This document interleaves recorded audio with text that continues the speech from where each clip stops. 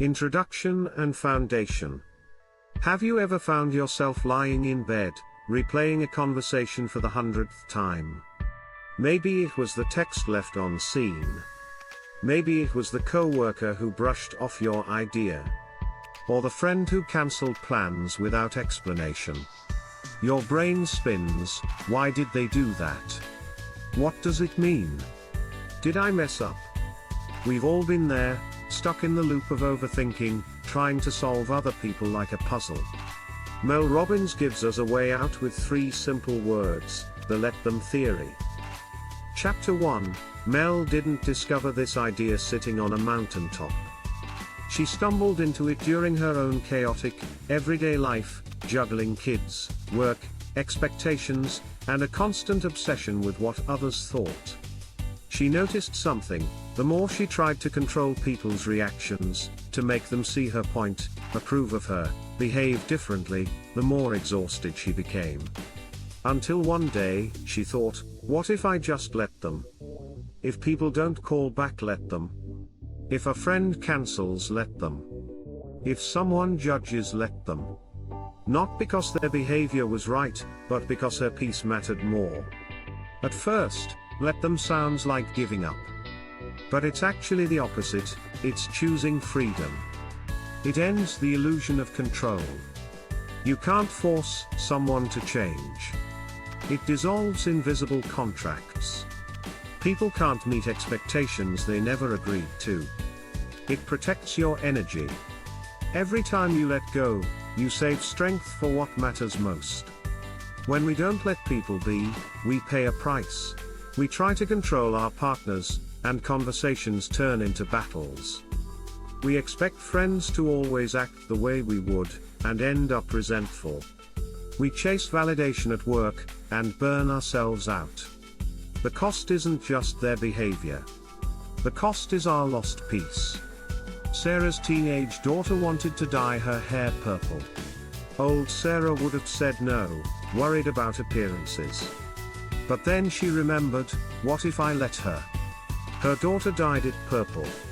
The world didn't end. And instead of another fight, their relationship grew closer. That's the beauty: when you stop forcing people, you often create the connection you wanted all along. Letting people be isn't weakness. It's wisdom. So next time you feel the urge to chase or control, pause. Take a breath. And whisper the 3 words that bring freedom: let them. Chapter 2. The Illusion of Control. Think of the last time you tried to get someone to behave differently. Maybe you wanted your partner to listen more, your teenager to act responsibly, or your boss to finally value your ideas. You explained, argued, reminded, maybe even begged. And still, nothing really changed. That frustration you felt. That's the illusion of control. Control feels safe. Our brains crave certainty, so when life feels uncertain, we tighten our grip on people. We tell ourselves, if I say it right, they'll agree.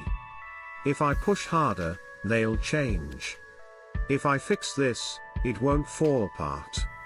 But here's the truth: people act from their own beliefs, fears, and desires. You can influence, but you cannot rewrite their programming. David's son Ryan wanted to travel after college. David imagined a safe job, a steady paycheck. He pushed Ryan hard: lectures, job postings, even setting up interviews. The more David tried to control, the more Ryan resisted.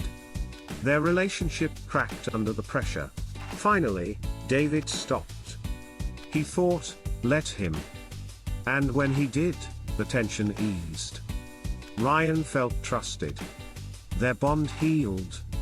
At work, control shows up as micromanagement. The boss who rewrites every email, checks every decision, hovers over every task. Employees feel drained, untrusted, demotivated. But a boss who says, I trust you. I'm here if you need me, creates freedom. People step up. Creativity flows.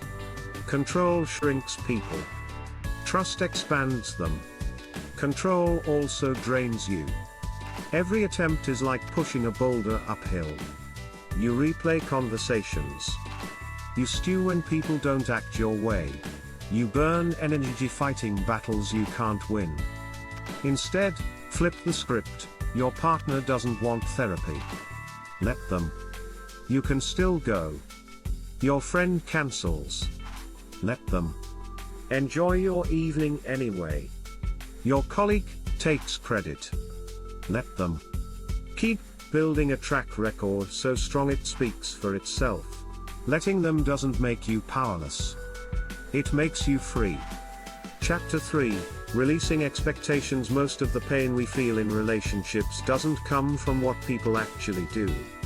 It comes from what we expected them to do. Expectations are invisible contracts we write in our heads, but the other person never signs. Lisa loved making plans with her friend Kelly. But Kelly often cancelled last minute. Each time, Lisa felt crushed. How could she do this to me? But the real issue wasn't Kelly's behavior.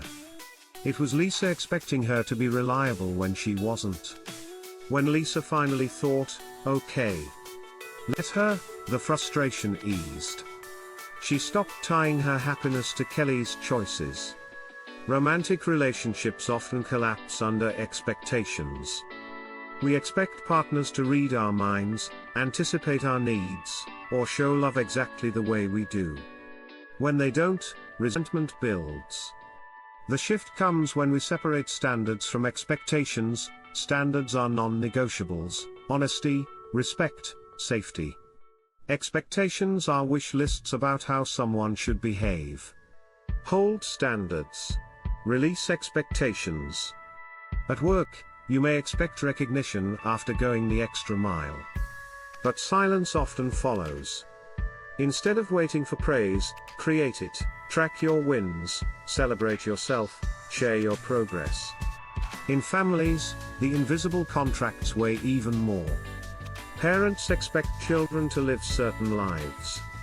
Children expect parents to understand without words. Siblings expect loyalty forever. But the let them theory says, they may never meet those expectations. Let them, and love them anyway. When you release expectations, resentment dissolves. Gratitude grows. Relationships feel lighter. So the next time you hear yourself think, they should have, pause. Replace it with, they didn't. Let them. Chapter 4, Protecting Your Energy. If time is precious, energy is priceless. Every day, you wake up with a full battery. But every frustration drains it. The rude driver. -5%. The gossiping coworker. -10%. The replayed argument. -30%. By evening, your battery is empty, leaving nothing for the things that matter. Protecting your energy means asking, is this worth my battery life? Nina, a chronic people pleaser, said yes to everyone. She was exhausted. When she began practicing let them, she tried one change, saying no. Her friend asked for last-minute help. Old Nina would have rearranged her life. New Nina said, sorry, I can't. It felt selfish, but it saved her energy. And in time, she became calmer, healthier, and more present. At work, drama eats energy too. Two colleagues argue. Let them. You don't need to join every battle. On social media, people rant. Let them. Not every post deserves your reply. Boundaries act as fences around your energy, not answering emails after hours. Limiting time with toxic relatives. Saying no to commitments that don't fit your goals. Protecting your energy isn't selfish. It's sustainable. It's how you keep your battery charged for the things that matter most. Chapter 5, Radical Acceptance. Most suffering doesn't come from what happens. It comes from resisting what happens. We say, it shouldn't be this way. But it already is. Radical acceptance is saying, this is my reality.